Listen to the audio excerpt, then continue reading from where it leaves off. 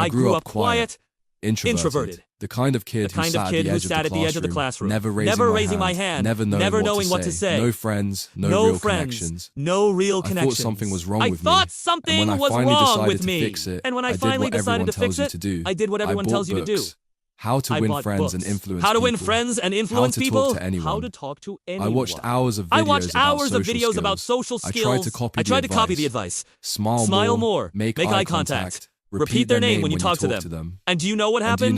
Nothing. Absolutely nothing changed. Absolutely nothing I still changed. felt invisible. I still couldn't connect with anyone. I still couldn't connect with anyone. And I never understood why. Until years later, when I started studying psychology, specifically human behavior. And that's when I realized And that's when I realized all that surface level advice was nonsense. Not because it's completely it doesn't wrong, work. but Not because it it's completely wrong, The problem but because wasn't it that I misses wasn't the smiling point. enough or holding enough The problem eye contact. wasn't that I The problem wasn't was smiling deeper. enough or holding The enough problem eye was my contact. presence. And The that's what we're problem going was to talk deeper. about today. The problem Because was once my I understood presence. presence, warmth, And that's what and we're going power, to those talk three about elements today. of charisma of Because riffing once in I my life understood changed. presence, And if you stay with me until the end of this warmth, video and power, actually apply what I the show three you, elements of people won't charisma, just like you. They'll everything become in my life addicted changed. to you. And if So you let's stay start with with me the until first the end pillar. of this video Presence. and actually apply what I show you, Power people won't of just presence. like you. In They'll become 1886, addicted to you. in the UK, So let's two start men with the were running first for election. pillar, A presence. journalist was asked her The opinion power of the presence. candidates, she said. In When I talked to the 1886, first man, in the I feel like he's the UK, two men strongest were running person for in the election. UK. A But when I journalist talk was to the asked her second man, opinion of the I candidates. feel like I'm the strongest She person said, in the UK. when I talk Who to the won? first man, The I second feel like man. he's the That's strongest the person secret in of the UK. presence. But when You I talk don't to the have to second prove man, you're I strong. feel like I'm the You strongest don't have to person in the radiate UK. dominance. True Who presence won? is when you make the other person The feel second strong. man.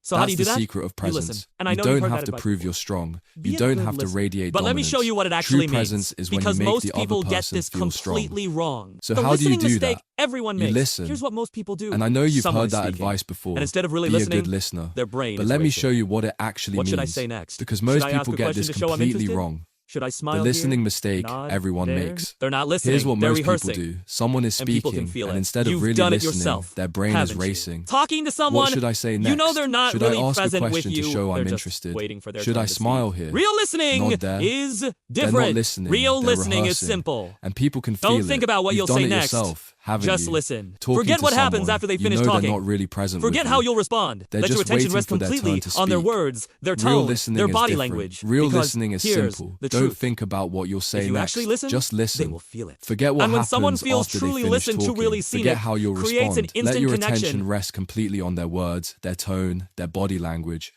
Because here's the truth. If you actually listen, they will feel it. And when someone feels truly listened to, really seen, it creates an instant connection. The rarity of real attention. Think about it. When you're sitting in a group of people and someone is speaking, what are most of them doing? Half are distracted, half are thinking about their response. Almost none are truly listening. So imagine you're the one who is. Suddenly, the speaker feels drawn to you. They start talking to you more. They start opening up. And you didn't do anything special, you just gave them what no one else did, genuine attention. That's presence. And presence creates value, and value is the currency people are searching for most.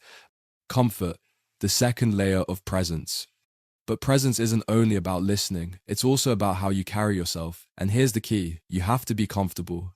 Because whether you realize it or not, people can sense your inner state. If you're tense, stiff, or uncomfortable, they feel it.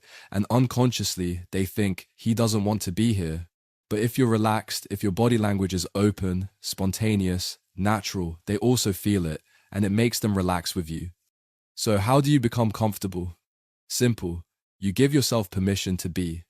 Let me give you an example. Imagine you feel a sneeze coming while you're sitting in a cafe with strangers. Some people panic. Oh no, it's embarrassing. I'll try to hold it in. They suppress it, they shrink, they get tense. That's discomfort. But real comfort means you sneeze, loudly, naturally, without shame, and then you go right back to what you were doing. That's charisma, because when you act like yourself unapologetically, others feel safe to do the same.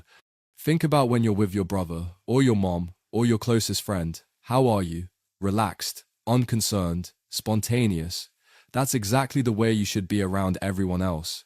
Because the truth is, when you're comfortable, they become comfortable. And when they're comfortable, they bond with you. Presence in action. So let's tie this together. Presence is two things. Listening without rehearsing. Being comfortable in your own skin. That's it. Sounds simple, right? But here's the truth. Almost no one does it. which is why, when you do, it feels magnetic. Presence makes people feel like you value them. Presence makes people open up to you without even knowing why. Presence makes them feel closer to you. And here's the beauty. You don't need tricks. You don't need to memorize lines. You don't need to play games. You just need to listen and relax. That's the foundation of charisma. But presence alone isn't enough, because if all you do is listen, you become the quiet friend everyone vents to but no one remembers. To become truly charismatic, you need the second element. That element is warmth. And once you understand warmth, you'll see why being nice isn't the same as being charismatic, and why most so-called nice guys get ignored. But before we dive into that, let me leave you with this. Presence isn't about showing the world how strong you are. It's about making the other person feel strong. Do that, and you've already separated yourself from 99% of the people they meet. Presence makes people feel valued, but presence alone isn't enough. If all you do is listen quietly, you become that person everyone unloads their problems onto, but no one truly remembers. To be magnetic, to make people feel drawn to you, you need something more. That something is warmth. Why warmth matters? Let's clear up a common misconception. Being warm doesn't mean being nice. Because here's the truth, most people don't like nice guys. Why? Because their niceness often isn't real. It's a performance, a mask. Think about it. The guy who agrees with everything you say, the coworker who constantly flatters, the friend who never has a real opinion, just a fake smile. Do you trust them? Number. Deep down, you sense they're being fake. True warmth is different. True warmth is when people feel your kindness, your compassion, your affection, and they believe it's genuine. The science of connection. Psychologists say that only 7% of communication comes from words. The other 93% is body language, tone, and emotion. That means people don't just listen to what you say, they feel what you feel.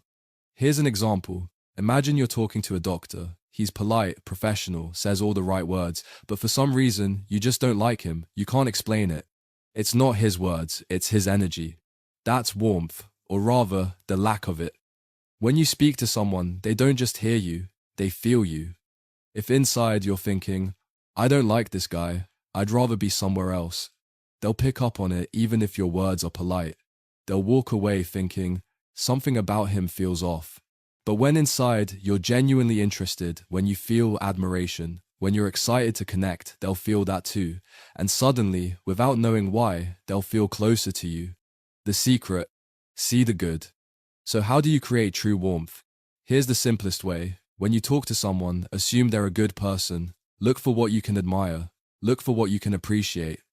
That doesn't mean you trust blindly or ignore red flags. If you know someone is toxic, don't waste your warmth on them. But when you meet someone new, or when you're with friends, co-workers, or even strangers, choose to see the good in them. Why? Because your feelings leak out. If you feel excited to talk to someone, they'll feel it too.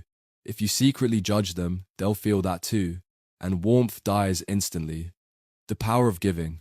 There's another side to warmth, giving. Humans are wired to value those who add something to their lives, and giving doesn't always mean gifts or favors. It can be as simple as sharing knowledge, offering a resource, or giving advice without expecting anything in return. Here's an example. You're sitting with a friend, and he says, I want to rent a house. You happen to know a great website with listings. What do? Most people either say nothing or they bombard him. Check this website. Look, let me send you 10 links right now.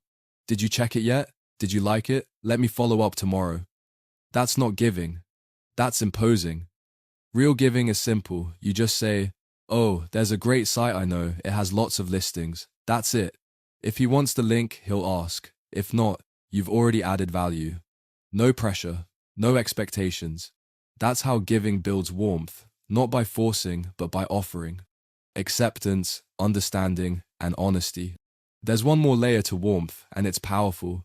Acceptance and honesty. Most people think connection comes from similarity. He likes football, I'll pretend I like football too. Wrong. That's how you become boring. That's how you lose respect. True warmth comes from honesty. If you don't like football, just say so. But here's the key, say it with acceptance. For example, if your friend says, I love football, and you don't roll your eyes and say, football is stupid. Instead say, I'm not really into it, but I get why people love it. It's exciting. That's acceptance. You're being honest, but you're also respecting their view. This is what makes people feel safe around you. They know you'll tell the truth, but you won't judge them for theirs. That combination is rare and magnetic. Why warmth without power fails? But here's the trap. Warmth without power isn't charisma, it's weakness. Think of the overly nice guy again. He's warm, yes, but because he lacks strength, people don't respect him. They see him as a pushover. Charisma comes from balance. Presence makes people feel valued. Warmth makes them feel safe. But without power, you'll never earn respect. So in the next part, we'll talk about the third and final pillar, power. And trust me, this is the piece that changes everything, because once you understand power, you'll never fear confrontation again. You'll stop chasing approval, and your presence will command attention without you saying a word. We've already covered the first two elements of charisma. Presence makes people feel seen. Warmth makes them feel safe. But without the third element, power, you'll never be truly charismatic. Presence plus warmth without power makes you a pleasant friend, a good listener, maybe even a nice guy, but it doesn't make people respect you. Charisma needs balance. Power is what completes the triangle. What is power? When people hear power, they imagine control, dominance, intimidation, but that's not the kind of power we're talking about here. True power in charisma isn't about controlling others, it's about controlling yourself. It's inner strength, it's confidence in your values, it's the courage to hold your ground. Power is what makes people respect you, not just like you. Rule 1. Stop seeking approval. The first rule of power is simple. Stop seeking validation. We talked about this in the earlier episode of this series. Most people spend their lives trying to please others, constantly chasing approval. They change their opinions to fit in. They laugh at jokes they don't find funny. They pretend to like things they don't care about. That's weakness, and people can smell it. When you stop seeking approval, when you're comfortable with disapproval, you gain a magnetic strength. Because here's the paradox. The less you need people to like you, the more they actually do. Rule 2. Confront without fear. Power means not being afraid of confrontation. It doesn't mean you pick fights. It means you don't fold when someone pushes back. Think about your principles. Think about your boundaries. If someone tries to cross them, do you shrink or do you stand firm? Here's a simple example. Let's say you don't drink alcohol. You're at a table with friends and everyone is drinking. Someone pushes a glass toward you. Come on, just one drink. Most people cave, not because they want to drink, but because they don't want to look different. They don't want to disappoint. But a person with power simply says, no thanks, calmly, confidently, without apology. No explanations, no excuses, just no. That's power. Rule 3. Strong body language. Your body language is a mirror of your inner state. When you feel weak, your body shows it: hunched shoulders, restless hands, nervous movements. When you feel strong, your body shows that too: stillness, calm gestures, relaxed posture. But here's the secret. It works both ways. If you don't feel strong, you can act strong, and your body will train your mind. This is why athletes adopt power poses before big moments. Why soldiers stand tall even when afraid. So, how do you show power in body language? Not by overdoing it. Not by puffing your chest like a movie villain. The key is simple: be comfortable. When you're comfortable, you occupy space naturally. You sit back. You let your arms move freely. You're not stiff, not hiding. Imagine walking into a room as if you belong there, because you do. That's the posture of power. The balance of charisma. Now let's put it all together. Presence makes people feel valued. Warmth makes them feel safe. Power makes them respect you. Remove any one of the three, and charisma collapses. Presence without warmth is intimidating. Warmth without power is weakness. Power without presence or warmth is arrogance. But when all three are balanced, that's charisma. That's what makes people lean in when you speak. That's what makes them remember you, admire you, want to be around you. Charisma in action. Let's rewind to that story from 1886. Two candidates in the UK ran for election. A journalist was asked her opinion of them. She said, "When I talk to the first candidate, he makes me feel he's the strongest man in the UK. When I talk to the second, he makes me feel I'm the strongest person in the UK." Who won? The second one. That's charisma. Not dominance, not intimidation, but the ability to make others feel powerful, valued, safe, and at the same time to radiate strength. The bigger picture. Charisma isn't just about being liked at parties. It's not about popularity, it's about influence. Charisma is what helps leaders inspire. It's what makes people listen to your ideas at work. It's what makes your friends seek your company. It's what makes strangers remember you long after a first meeting. In short, charisma opens doors that effort alone cannot. Your challenge. So here's your challenge.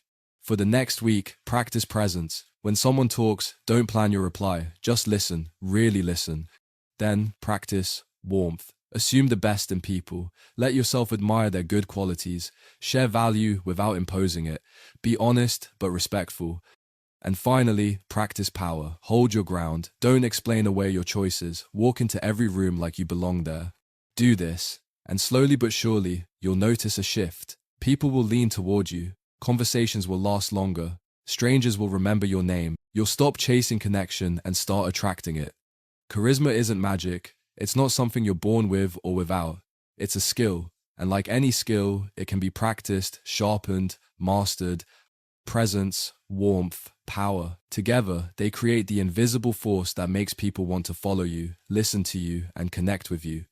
And once you have it, people won't just like you, they'll be drawn to you, addicted to your presence. So go out there and practice it, step into your own power, and watch how the world begins to respond differently.